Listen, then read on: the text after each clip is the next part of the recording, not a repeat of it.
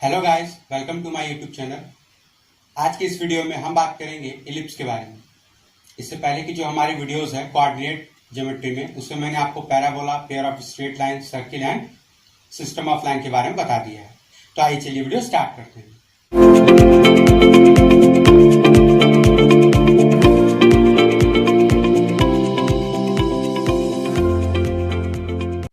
देखिए, एलिप्स में हम सबसे पहले स्टार्ट करेंगे सेकेंड डिग्री के जनरल इक्वेशन से।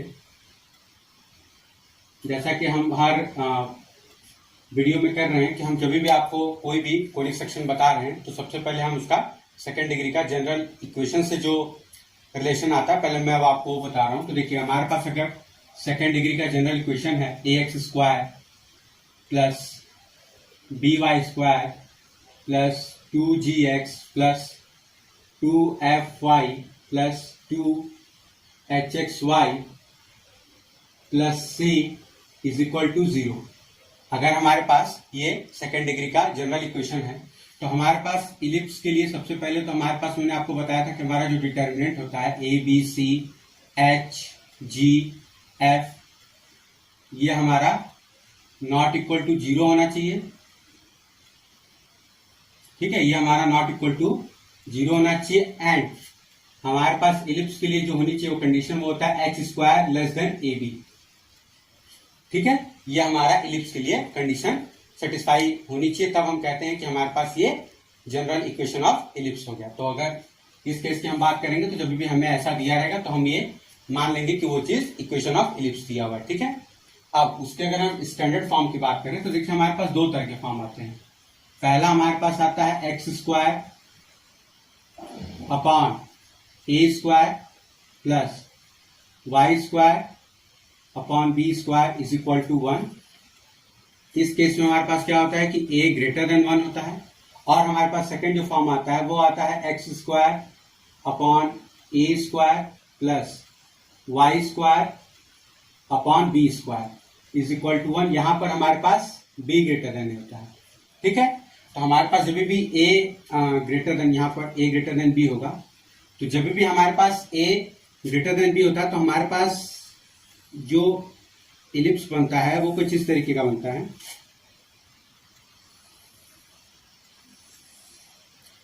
ठीक है, ये एक्स एक्सिस के अलावा हमारा ज्यादा एरिया कवर करता है। और जब भी ऐसा केस होता है तो हमारे पास जो इलिप्स बनता है वो हमारा y एक्सिस के अलावा ज्यादा लेंथ कवर करता है। ठीक है,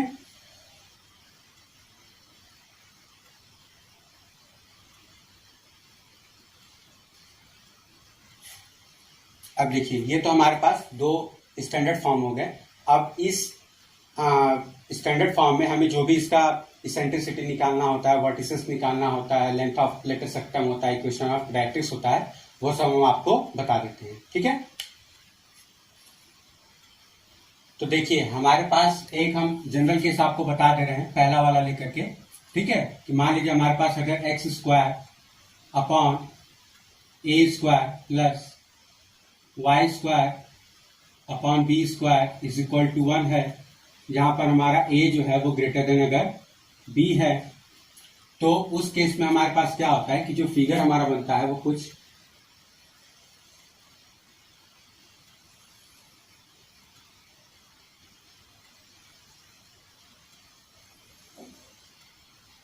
इस तरीके का बनता है। ठीक है, और हमारे पास अब इसमें जो जो चीजें हमें निकालनी होती है उन सबको हम एक एक करके आपको बता देते हैं। देखिए, सबसे पहले तो हमारा हो जाता है किसी भी इलिप्स का सेंटर। ठीक है, तो यहां पर इस केस में हमारे पास जो सेंटर होता है वो 0 0 होता है। तो हमारा पहला पार्ट इसमें निकल के आया सेंटर। तो हमारे पास इसका सेंटर होता है 0,0। अब दूसरा हमारे पास आ जाता है इसके वर्टेक्स। तो यहाँ पर चूंकि दो हैं इसलिए हम वर्टेक्स ना बोल करके वर्टिसेस बोलेंगे। तो अगर हमारे पास ये ए हो गया और ये बी हो गया तो हमारे पास बी यानी वर्टेक्स जो होगा वो प्लस माइनस a, 0 होगा। ठीक है, ये हमारा यहाँ का जो कोऑर्डिनेट होगा वो -a,0 होगा और यहाँ का जो कोऑर्डिनेट होगा वो a,0 होगा। ठीक है, अब उसके बाद हमारा सवाल आता है फोकस। तो देखिए यहाँ पर हमारे पास दो फोकस होते हैं, एक एफ डैश और एक एफ मान लेते हैं। ठीक है, तो हमारे पास जो फोकस हो जाता है वो हो जाता है ±AE,0। अब देखिए एलिप्स के केस में आप ये बात याद रखेंगे कि आपका जो E होता है इसेंट्रिसिटी वो <1 होता है। पैराबोला के केस में आपकी इसकी वैल्यू 1 होती है, सर्कल के केस में 0 होती है एंड हाइपरबोला के केस में E > 1 होता है। तो इलिप्स के केस में हमारा ये हो जाता है। ठीक है, अब उसके बाद हमारे पास डी पार्ट आ जाता है, लेंथ ऑफ लेटेस्ट रेक्टम। तो देखिए लेंथ ऑफ लेटेस्ट रेक्टम जानने से पहले हम एक रिलेशन जान लेते हैं।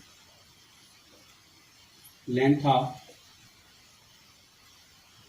लेटेस्ट रेक्टम ये इज इक्वल टू होता है हमारे पास 2b² / a और हमारे पास एक रिलेशन होता है b² is equal to a² 1 - e²। उस केस में जब हमारा ये केस होगा, मतलब जब भी a b से बड़ा हो तो हमारा उस केस में ये होता है। ठीक है, अब उसके बाद हमारे पास आ जाता है इक्वेशन ऑफ डायरेक्ट्रिक्स।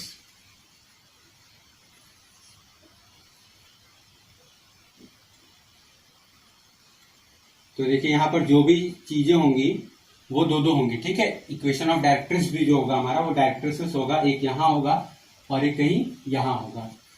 ठीक है, तो देखिए हमारा जो वर्टेक्स था वो ए था और जो फोकस था वो ए ही था, क्योंकि ए की वैल्यू 1 से कम है इसलिए हमारा फोकस जो होगा वो वर्टेक्स के अंदर आएगा। अब हमारा जो डायरेक्ट्रिक्स है वो वर्टेक्स के बाहर है, तो वर्टेक्स के बाहर होगा तो उस कंडीशन में हमारे पास इक्वेशन ऑफ डायरेक्ट्रिक्स जो होगा वो x is equal to ±a/e आ जाएगा, क्योंकि e की वैल्यू 1 से कम है तो a/e क्या होगा, 1 से बड़ा होगा। ठीक है, तो ये हमारे पास इक्वेशन ऑफ डायरेक्ट्रिक्स आ जाता है।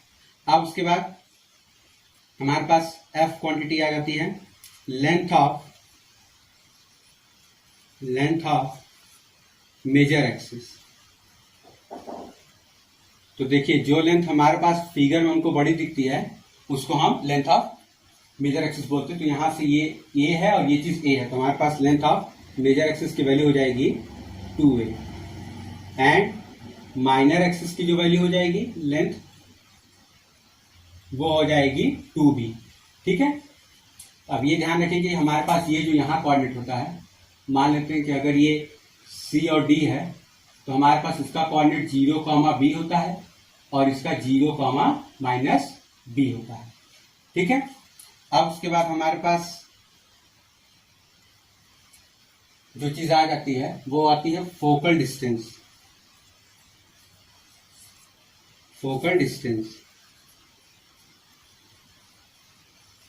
तो देखिए फोकल डिस्टेंस में हमारे पास क्या होता है कि मान लीजिए हमारे पास कोई एक फोकस पॉइंट है ये, ठीक है, जिसका हमारे पास कोऑर्डिनेट है AE,0। अब अगर इस फोकस से हम कहीं पर एक पॉइंट ले लेते हैं P यहाँ पर, ठीक है, यहाँ पर P ले लेते हैं, इस P का कोऑर्डिनेट x, y कर देते हैं, तो हमारे पास FP जो होता है वो बराबर होता है A + EX। ठीक है, और अगर FP डैश की बात करेंगे, ठीक है, मान लीजिए यहां से F डैश P है और यहां की हम बात कर रहे हैं, तो हमारे पास F डैश P जो होगा, ठीक है, वो हो जाएगा A - EX। ठीक है, अब देखिए हम अगर सम ऑफ फोकल डिस्टेंस करते हैं, दैट इज अगर हम FP प्लस PF डैश, ठीक है, अगर हम मान लीजिए कि यहां पर पॉइंट ले लेते हैं तो इसका और इसका सम, मतलब कि एक पॉइंट का दोनों फोकस से डिस्टेंस का जो सम होता है वो हमेशा कांस्टेंट होता है 2a, length of major axis के बराबर। ठीक है, तो ये बात आपको हमेशा याद रखनी है कि अगर हम कोई भी एक आर्बिट्रेरी पॉइंट लेते हैं और उसका अगर दोनों फोकस से डिस्टेंस का सम करते हैं तो वो हमेशा लेंथ ऑफ मेजर एक्सिस के बराबर होता है। ठीक है, तो अब अगर हमारे पास यही चीज अगर b ग्रेटर देन ए होगा तो हमारे सारा जो एक्सिस है वो रोटेट हो जाएगा 90 डिग्री, और जहां जहां पर हमने एक्स कोऑर्डिनेट डिफाइन किया वहां वहां पर हमारा वाई कोऑर्डिनेट हो जाएगा डिफाइंड, और जहां जहां पर हमने ए यूज किया हुआ वहां वहां पर हमारा बी यूज हो जाएगा। ठीक है, देखिए अब हमें दिया हुआ क्वेश्चन कह रहा है find all the parameters of the ellipse 16x square plus 25y square is equal to 400। ठीक है, तो ऑल द पैरामीटर्स में जो जो चीजें मैंने आपको बताई है वो सब हम निकाल लेंगे। सबसे पहले हमारे पास इसका सॉल्यूशन में क्या होगा कि देखिए हमें दिया हुआ है 16x square plus 25y square is equal to 400। तो हमारा सबसे पहला काम होता है कि इक्वल टू के इस साइड वाले को 1 बनाना। ठीक है, तभी हमारा फॉर्म आ पाएगा स्टैंडर्ड। तो हम अगर 400 से डिवाइड करेंगे तो हमारे पास आ जाएगा एक्स स्क्वायर अपॉन ये आ जाएगा 25 प्लस वाई स्क्वायर अपॉन ये आ जाएगा 16 इज इक्वल टू 1। अब आपको यहाँ पे दिख रहा है कि हमारा जो ए स्क्वायर है, ठीक है, ए स्क्वायर की वैल्यू हमारे पास मिल गई 25 और बी स्क्वायर की वैल्यू हमारे पास मिल गई 16। तो अगर हम ए के मैग्नीट्यूड की बात करें लेंथ में तो वो 5 हो जाएगी, और बी के मैग्नीट्यूड की बात करें अगर लेंथ में तो 4 हो जाएगी। तो अब यहाँ पर आपका ए ग्रेटर देन बी है, तो मतलब हमारे पास जो मेजर एक्सिस होगा वो एक्स एक्सिस होगा। हमारा कुछ इस तरह का फिगर बनेगा।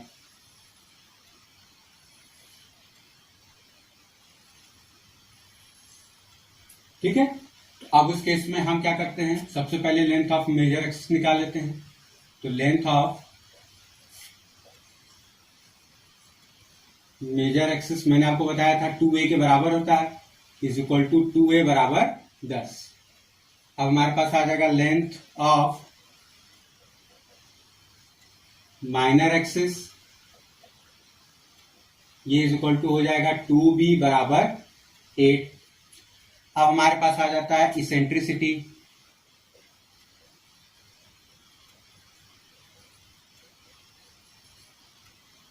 ठीक है। तो देखिए मैंने आपको एक फॉर्मूला बताया था b square is equal to a square 1 minus e square, जब हमारा ऐसा एलिप्स बन रहा हो। ठीक है, तो यहां सब हम बी स्क्वायर ए स्क्वायर की वैल्यू हमें पता है, तो हम यहां से ई स्क्वायर की वैल्यू निकाल लेते हैं। तो हमारे पास आ जाएगा 1 minus e square is equal to 16 upon 25। तो हमारे पास ई स्क्वायर की वैल्यू आ जाएगी 9 अपॉन 25। तो हमारे पास ई की वैल्यू आ जाएगी 3/5। ठीक है, देखिए एक बात आप याद रखिए कि जब भी आप इसेंट्रिसिटी की वैल्यू निकालते हैं तो आप ये ध्यान दे देंगे कि हमारे पास कौन सा इक्वेशन है। ठीक है, इलिप्स का है कि हाइपरबोला है कि कौन सा है। ठीक है, पैराबोला, तो आपको ये ध्यान रखेंगे। हालांकि पैराबोला के केस में 1 ही होता है, तो इलिप्स और हाइपरबोला का हम ध्यान रखेंगे। जब भी हमें इक्वेशन दिया हो तो बहुत दफा हमें इलिप्स निकालना ही नहीं होता। अगर इलिप्स की इसेंट्रिसिटी निकालनी ही नहीं होती है, हमें वहां पर ऑप्शन चेक करते हैं। मान लीजिए कि आपको गिवन फिगर में इलिप्स का इसेंट्रिसिटी निकालना है और आपको ऑप्शन में 3 ऑप्शन ऐसे दिए हुए जहां पर ई की वैल्यू ग्रेटर देन 1 है, तो आप ऑटोमेटिक वहां पर ई की वैल्यू जो चौथी होगी लेस देन 1 की, आप उसको टिक कर देंगे। ठीक है, तो बहुत दफा में निकालना भी नहीं होता, तो आप पहले ये ध्यान देंगे कि ई की वैल्यू लेस देन कौन सी है। अगर कई सारी वैल्यूज है तो फिर आपको निकालना पड़ेगा। ठीक है, तो हमारे पास ई की वैल्यू ये आ गई। अब हमारे पास आ जाता है फोकस, या पहले हम वर्टेक्स लिख लेते हैं। तो हमारे पास वर्टिसेस जो होंगे वो हो जाएंगे प्लस माइनस 5,0। ठीक है, हमारे पास जो फोकस हो जाएगा वो हो जाएगा प्लस माइनस ए ही होता है, तो प्लस माइनस ए इंटू ई। तो हमारे पास ए की वैल्यू है 5, ई की वैल्यू है 3.5, तो 5 से 5 कैंसिल, प्लस माइनस 3,0। ठीक है, इक्वेशन ऑफ डायरेक्ट्रिक्स की हम बात कर लेते हैं। इक्वेशन ऑफ डायरेक्ट्रिक्स, तो हमारे पास यहाँ पर चूंकि मल्टीपल है डायरेक्ट्रिसेस तो हम इसको मल्टीपल में लिख लेते हैं। तो इक्वेशन ऑफ डायरेक्ट्रिसेस हमारा हो जाएगा x इज इक्वल टू, हमने बताया था प्लस माइनस ए अपॉन ई। प्लस माइनस ए की वैल्यू 5 अपॉन 3/5, तो दैट इज 25 अपॉन 3। ठीक है, ये हमारे पास इक्वेशन ऑफ डायरेक्ट्रिक्स हो जाएगा। अब लेंथ ऑफ लेटस रेक्टम हो जाता है। लेंथ ऑफ लेटस रेक्टम, इसकी वैल्यू हमारे पास होती है 2b स्क्वायर अपॉन ए। तो b स्क्वायर की वैल्यू हमारे पास है 16। ठीक है, तो 16 इंटू 2 32 हो जाएगा अपॉन 5, तो दैट इज 32 अपॉन 5। ठीक है, ये हमारे पास लेंथ ऑफ लेटेस्ट रेक्टम हो जाएगा।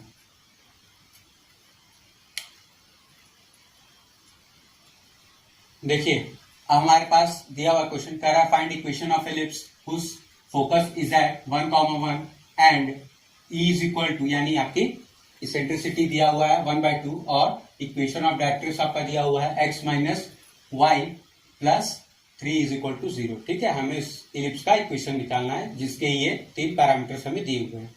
तो देखिए जब भी हमारे पास ऐसा क्वेश्चन आता है तो आप हमेशा याद रख लीजिए, हम इलिप्स का या कोई भी कोनिक सेक्शन होता है उसका हम बेसिक डेफिनेशन यूज करते हैं। ठीक है, और बेसिक डेफिनेशन हमारे पास क्या होता है कि मान लीजिए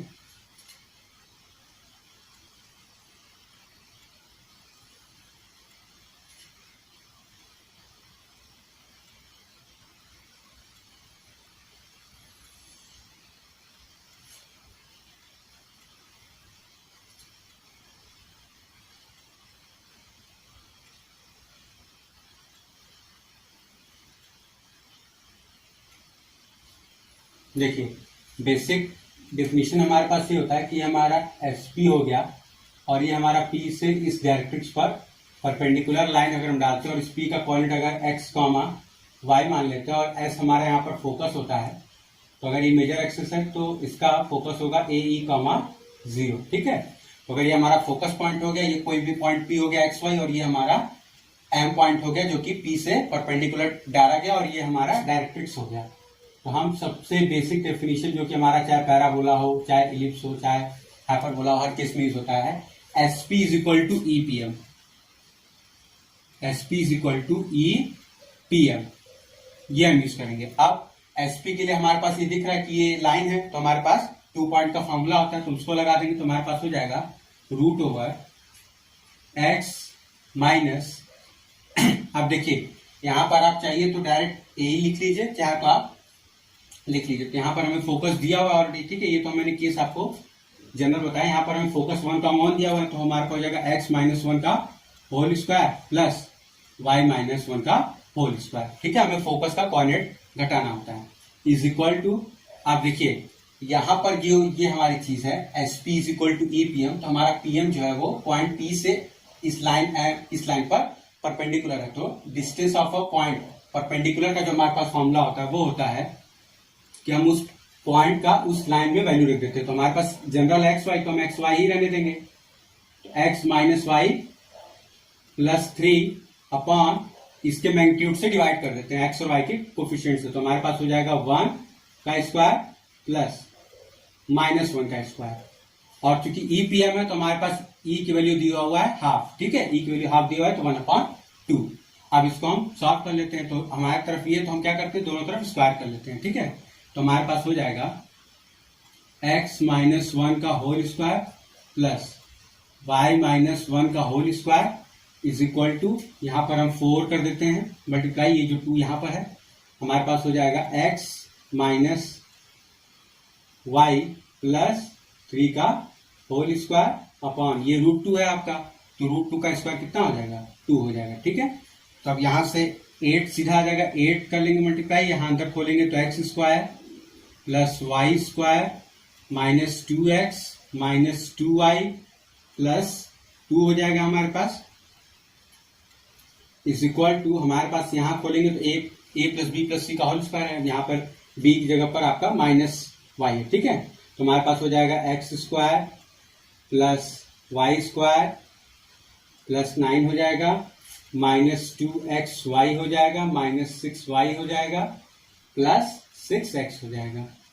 ठीक है, अब इसको हम सॉल्व कर लेंगे, 8x square minus x square 7x square, फिर 8y square minus y square plus 7y square, फिर उसके बाद 8 इंटू 2 माइनस 16x, और इधर है हमारे पास प्लस 6x, तो इस साइड आएगा तो माइनस हो जाएगा, तो माइनस 22x हो जाएगा, फिर 8 इंटू माइनस 2 माइनस 16y, और ये माइनस 6y है, इस साइड आकर के प्लस 6y हो जाएगा, तो दैट इज माइनस 10y। अब उसके बाद हमारे पास ये माइनस 2xy है, इस साइड आकर के प्लस 2xy हो जाएगा। ठीक है, और हमारे पास 8 2 16 है, और ये 9 है, इस साइड आकर के प्लस 7 हो जाएगा, इज इक्वल टू 0। तो ये हमारे पास इक्वेशन ऑफ इलिप्स हो जाएगा इसका।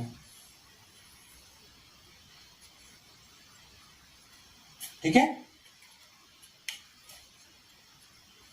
देखिए अब हम बात कर लेते हैं कि मान लीजिए हमारे पास कोई भी पॉइंट P दिया हुआ है जिसका कोऑर्डिनेट हमारे पास x1, y1 दिया हुआ है, तो ये हमारा एलिप्स के इनसाइड लाई करेगा कि आउटसाइड लाई करेगा, इस पर हम बात कर लेते हैं। तो देखिए हमारे पास अगर मान लीजिए जनरल इक्वेशन ऑफ सर्किल है x square by a square plus y square upon b square minus 1 is equal to 0। ठीक है, हमारे पास ये स्टैंडर्ड इक्वेशन ऑफ है एलिप्स। अगर तो हमारे पास अगर हमारे पास x1 square upon a square plus y1 square upon b square minus 1 greater than 0 हो जाता है, तो ये पॉइंट आउटसाइड लाई करेगा। ठीक है, अगर हमारा x1 square upon a square plus y1 square upon b square less than minus 1 अगर लेस देन 0 हो जाता है तो हमारा इनसाइड लाई करेगा। ठीक है, और अगर हमारा x1 square upon a square plus y1 square upon b square minus 1 equal to 0 पे लाई करता है तो हम बोलेंगे ऑन द इलिप्स। ठीक है, मतलब इलिप्स की बाउंड्री पर लाई करेगा। ये तो हमारे पास एक चीज हो गया। अब हम बात कर लेते हैं, हमारे पास टॉपिक होता है थोड़ा स्पेशल है, उसका नाम होता है ऑक्सिलरी सर्किल। ठीक है, हमारे पास होता है ऑक्सिलरी सर्किल।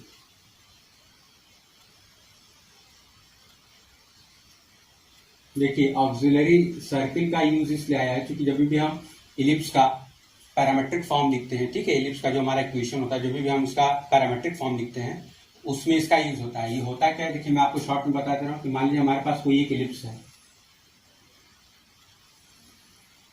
ठीक है, ये हमारे पास अगर कोई इलिप्स है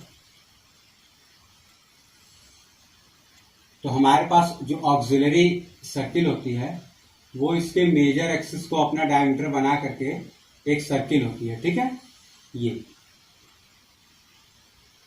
ठीक है, ये आपका ऐसे होता है। अब अगर आपका ये इलिप्स का इक्वेशन आपको पता ही है कि x square upon a square plus y square upon b square है, जहां पे ए की वैल्यू बी से बड़ी है। तो अब हमारे पास अगर हम ध्यान देंगे, ठीक है, तो ये हमारा सेंटर हो गया। अब अगर हम यहाँ पर कोई एक पॉइंट पी लेते हैं, ठीक है, इलिप्स पर कोई पॉइंट पी ले लेते हैं, उस पी का कोऑर्डिनेट एक्स कॉमा वाई कर देते हैं। पॉइंट पी ले लेते हैं, उसका कोऑर्डिनेट एक्स कॉमा वाई। अब इस पी से इस मेजर एक्सिस पर हम एक परपेंडिकुलर गिराते हैं, ठीक है, एम, और इस एमपी को हम अगर ऊपर की तरफ बढ़ाते हैं तो मान लीजिए कहीं एक पॉइंट क्यू पर कट करेगा, ये जो हमारा ऑक्सिलरी है सर्किल। उस पॉइंट क्यू से जब हम इसके सेंटर को मिलाते हैं, अब इलिप्स का और इस ऑक्सिलरी सर्किल का सेंटर जो होता है एकदम सेम होता है। ठीक है, तो जब भी इस सेंटर से हम इसको मिलाते हैं तो ये जो हमारा एंगल बनता है फाई, ठीक है, इसको हम इस फाई को बोलते हैं इसेंट्रिक एंगल। इसेंट्रिक एंगल, ठीक है, that is equal to angle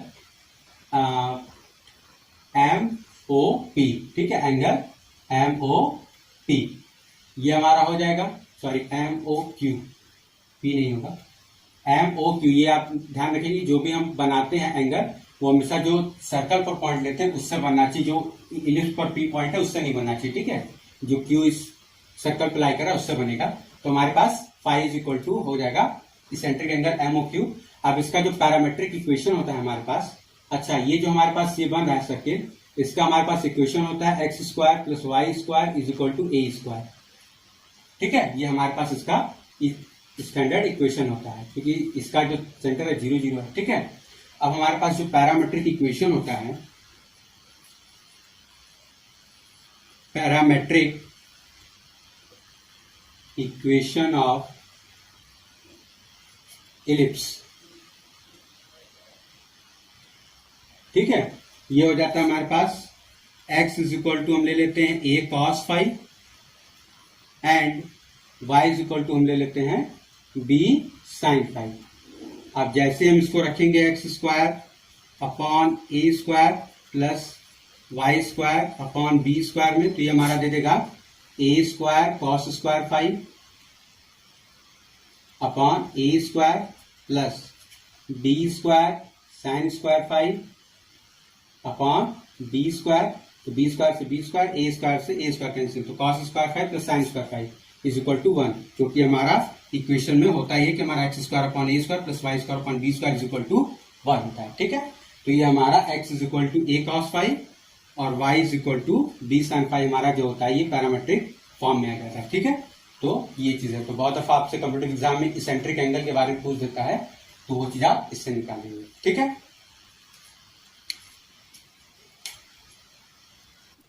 देखिए अब हम ये बात कर लेते हैं कि मान लीजिए हमारे पास कोई भी एक लाइन दी हुई है। ठीक है, तो वो किसी भी एलिप्स के लिए टेंजेंट कब होगी इसकी हम कंडीशन जान लेते हैं, प्लस हम इक्वेशन ऑफ टेंजेंट जान लेंगे अलग अलग फॉर्म में। तो पहला हमारे पास होता है condition for tangency.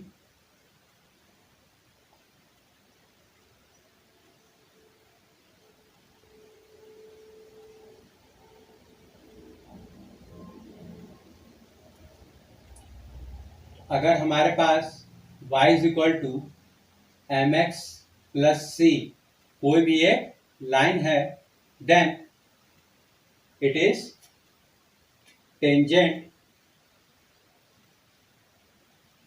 To ellipse x square upon a square plus y square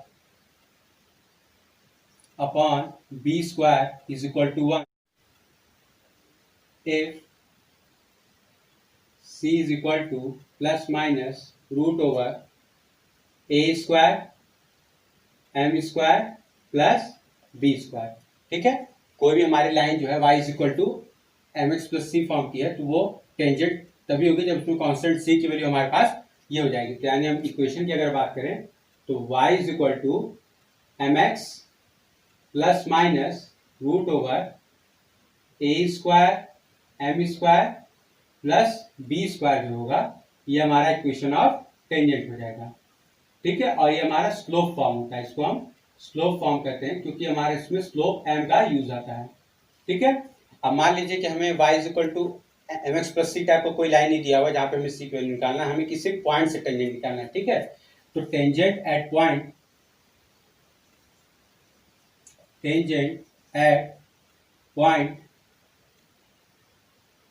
x1 y1, तो हमारे पास हो जाता है x1 upon a square plus y1 upon b square is equal to 1।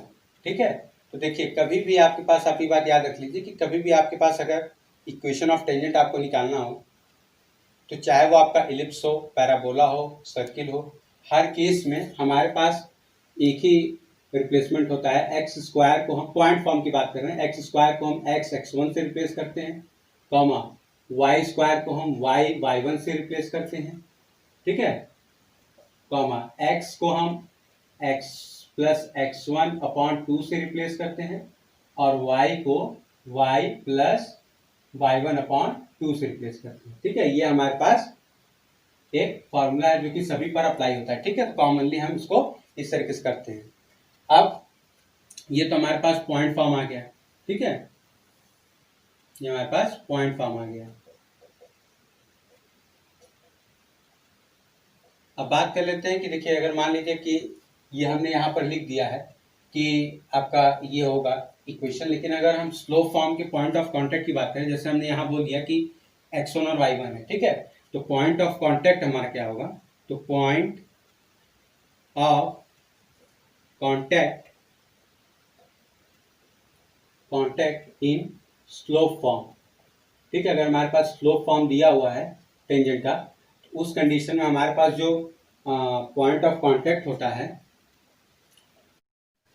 तो देखिए ये हमारे पास हो जाता है plus minus a square m upon root में a square m square plus b square, और y का जो कोऑर्डिनेट होता है वो हो जाता है minus plus b square upon root में a square m square plus b square. ठीक है, अब हमारे पास एक और फॉर्म आ जाता है जो कि लास्ट होता है पैरामेट्रिक फॉर्म। पैरामेट्रिक फॉर्म, तो देखिए उस केस में हमारे पास क्या होता है, पैरामीट्रिक फॉर्म है कि हम x1 बराबर a cos theta and y1 बराबर b sin थीटा रखते हैं। तो जैसे हम यहाँ पर ये चीज पुट करेंगे x1 अपॉन a स्क्वायर वाले में, तो हमारे पास x1 की जगह पर a cos थीटा रखेंगे तो हमारे पास इक्वेशन आ जाएगा x अपॉन a cos theta plus y upon b sin theta is equal to 1। ठीक है, और हमारा यहाँ पर जो थीटा होता है वो होता है इसेंट्रिक एंगल। ठीक है, इसेंट्रिक एंगल मैंने आपको बता दिया, तो हमारे पास थीटा यहाँ पर इसेंट्रिक एंगल होता है। ठीक है, अब हम बात कर लेते हैं इक्वेशन ऑफ नॉर्मल्स के बारे में। देखिए, अब हम बात कर लेते हैं इक्वेशन ऑफ नॉर्मल्स के बारे में। तो हमारे पास पॉइंट फॉर्म में इक्वेशन ऑफ नॉर्मल जो होता है वो होता है a square x upon x one minus b square y upon y one is equal to a square minus b square.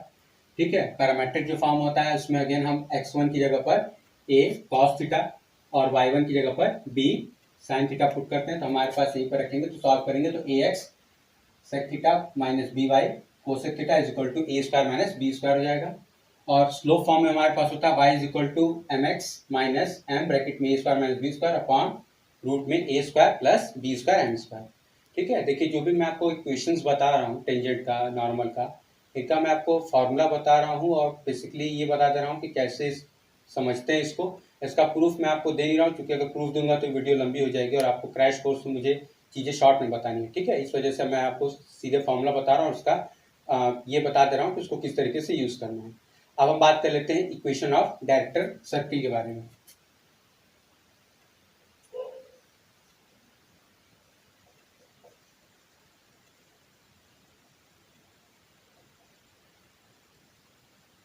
तो देखिए, इक्वेशन ऑफ डायरेक्टर सर्किल की अगर हम बात करें तो डायरेक्टर सर्किल मैंने अपने कई सारे वीडियोस में आपको बताया है कि डायरेक्टर सर्किल हमारे पास होता क्या है। यहाँ पर फिर मैं आपको बता दे रहा हूँ कि मान लीजिए कि हमारे पास कोई भी दो पॉइंट है।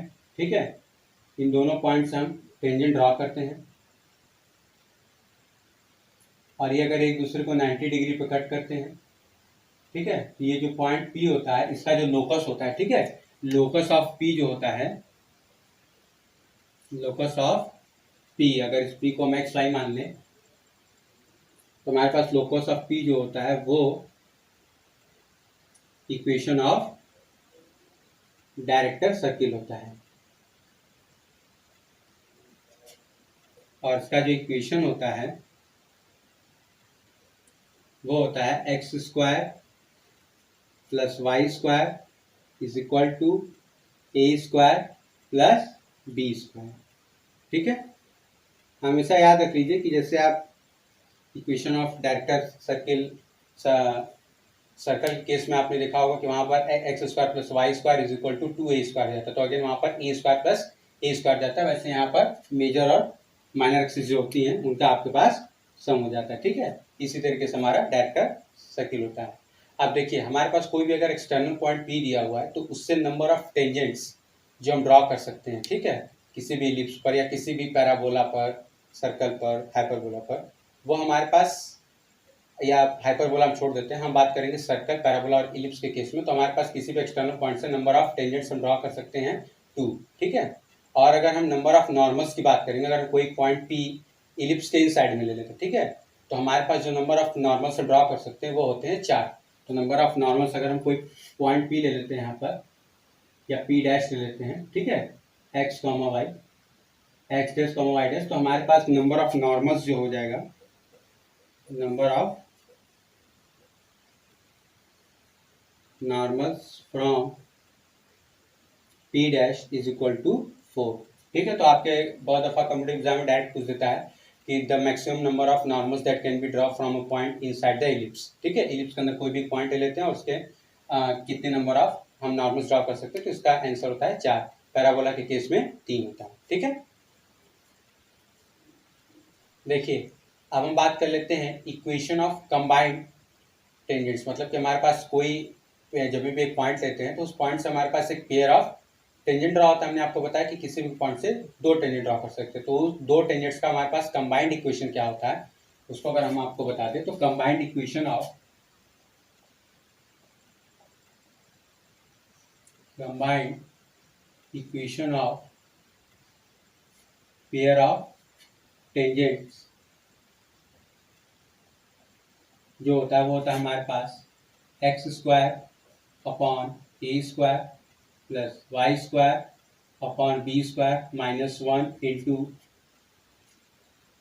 x1 square upon a square plus y1 square upon b square minus 1 is equal to x1 upon a square plus y1 upon b square minus 1 का होल स्क्वायर। तो पेयर ऑफ टेंजेंट्स फ्रॉम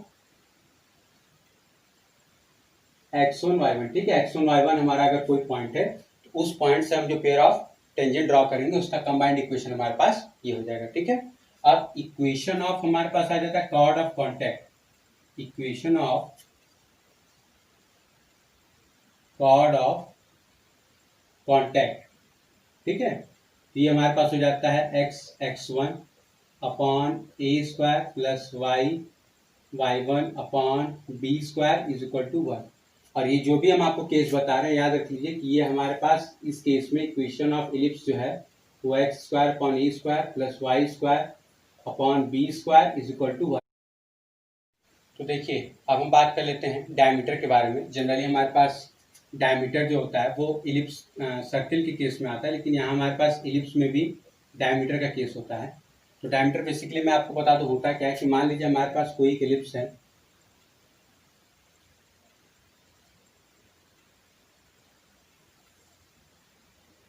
ठीक है, हमारे पास कोई ellipse हो गया और इसमें हम कोई भी कॉर्ड्स ड्रॉ कर लेते हैं और कई सारे कॉर्ड्स ड्रॉ करते हैं। वो सारे कॉर्ड्स की प्रॉपर्टी होती है कि सारे कॉर्ड्स आपस में पैरेलल होते हैं, ठीक है। तो किसी एक का अगर हम equation y is equal to m x plus c मान लेते हैं तो आपको पता है कि पैरेलल लाइन्स है तो सभी का स्लोप सेम होगा, कॉन्स्टेंट सी की वैल्यू अलग अलग होगी लेकिन सभी का जो स्लोप होगा वो सेम होगा। तो हमारे पास इक्वेशन ऑफ डायरेक्टर क्या होता है कि इन सभी लाइन्स के मिड्स पॉइंट का लोकस जो होता है, ठीक है, उसी को हम बोलते हैं डायमीटर, ठीक है। तो हमारे पास इक्वेशन ऑफ डायमीटर जो हो जाता है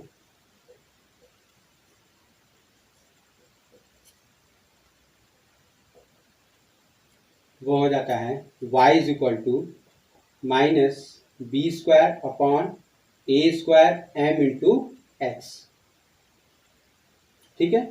और आप ये बात ध्यान रखेंगे कि इसमें अगर x 0 रखते हैं तो y भी 0 मिलता है। दैट मीन्स कि आपका जो भी डायमीटर होता है एलिप्स का वो ओरिजिन से पास करता है, ठीक है। तो ये बात आप ध्यान रखेंगे और इसमें जो कॉर्ड्स होते हैं वो कॉर्ड्स हमेशा आपस में पैरेलल होते हैं, ठीक है।